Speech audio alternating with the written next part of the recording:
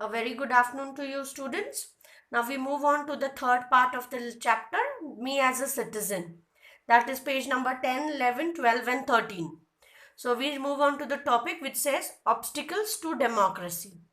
Okay, basically that means the factors which hamper democracy, means the factors which are responsible for destruction of the word called as democracy or destruction of the freedom given to the people. The first is discrimination between the people. Discrimination is what? There are lots of types of discrimination in our country, basically based on religion, based on caste, based on color, based on dignity of labor. Now if this discrimination continues to be there, this is going to hamper our democracy. It is not possible for us to work in a very independent way because we will have lots of differences amongst ourselves. So this is one of the most ancient, old, traditional, and today also people follow this particular discrimination. Even if people are too literate, they follow or fall into this kind of system. That is why our education system tries to strengthen up to eradicate this term called as discrimination amongst us. Discrimination can be based on any factor that divides the people into superior and inferior. Next is discrimination based on the cultural differences. Okay, now we here, being in Kamshet or being in Maharashtra, we talk about like, yeah, Marathi culture is good, Marathi culture is good. Arey, those people are like that people are like that. If we go to that state, these people, they do these things, they do that things. This is called as a basic cultural discrimination or cultural differences. We have our own traditions, we have our own cultures, and those are important for us. Similarly, for different people in different countries, different states, their traditions, their cultures are completely different. Like each individual is different from each other. Therefore, each taluka, each district, each state is different from each other. If you take for an example, your choices about food, music, clothes, festivals, films, dramas, or sports, or the way you like to live is completely different from your exact first brother or first sister in your family. So if these differences can be in one family, there might be lots of differences amongst the people all over the world. So this discrimination of culture makes a lot of difference to the working of the democracy. Next we move on to a basic thing that is called as the news, newspapers, medias, and mob mentality.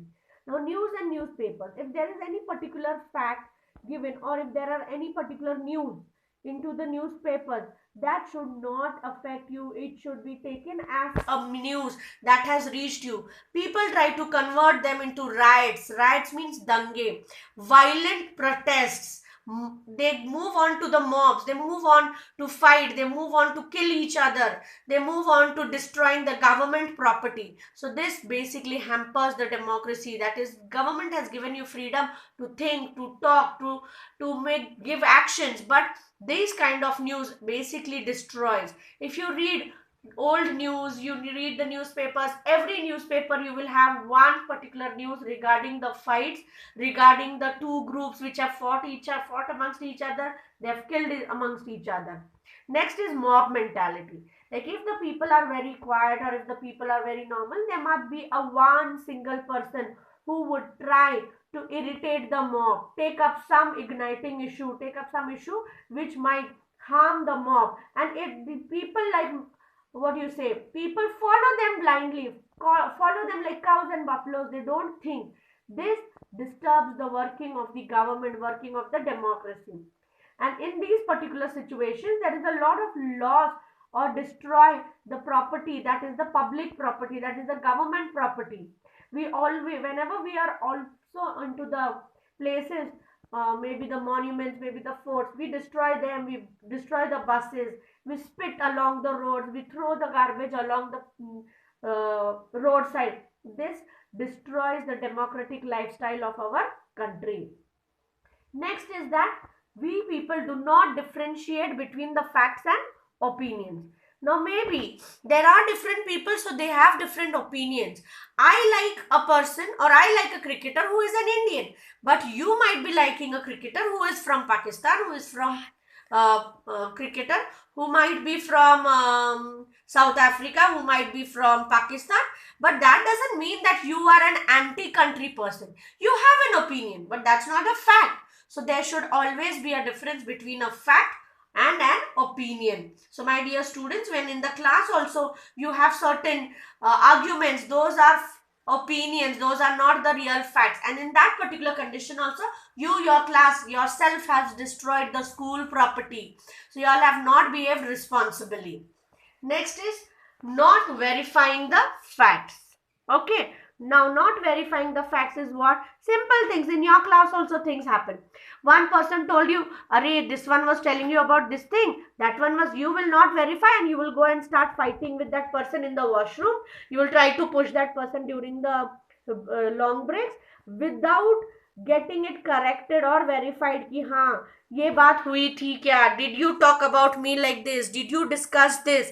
Without knowing any situation, you will start fighting, you will start quarreling. And this, if it happens at a very larger stage, which usually happens, like, array, one person was killed, array, he killed, but you do not know exactly who killed. Before police investigates, you go and try to take the revenge.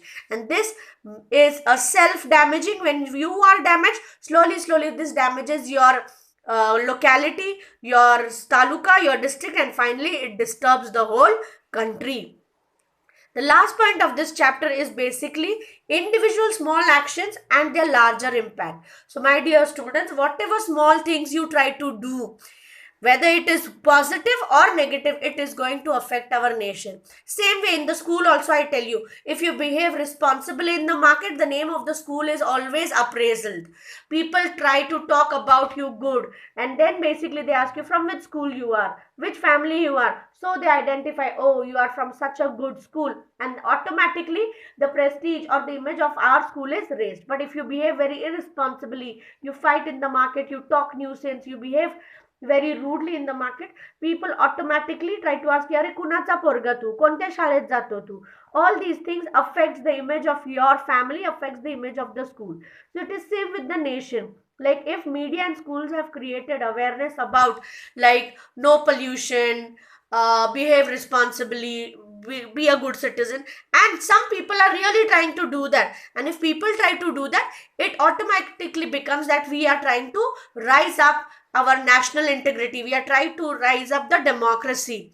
But if we behave irresponsibly, automatically it happens that we are not contributing to our country's development, and therefore we always keep on talking, our nation is underdeveloped, when will our nation develop, when will our nation develop.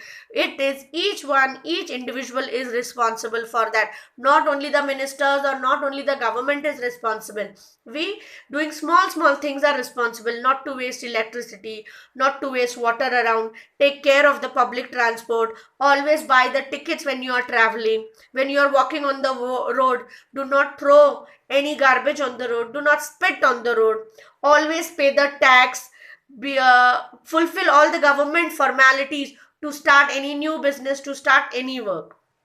Last but not the least, who is a responsible citizen? So my dear students, for you this is a homework wherein you will write a paragraph on, according to you, who is a responsible citizen. Now you have to think at least 10 to 15 lines which should be a part of your assignment which says who is a responsible citizen.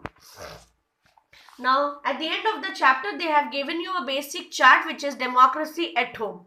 Every student should fill the questionnaire honestly. Now this particular questionnaire, if you have the textbook, read it from the textbook. If you don't have it, leave it apart. When we come back to school, we will try to solve this in the notebooks. And on this chapter, basically I had given you certain questions to be done, and I hope all the students have done about the government working system in different countries, that is North America, Saudi Arabia, China. Hopefully students, I think so you all have done this work, and here I complete this particular chapter of me as a citizen. Thank you. Take care. Stay home. Stay safe.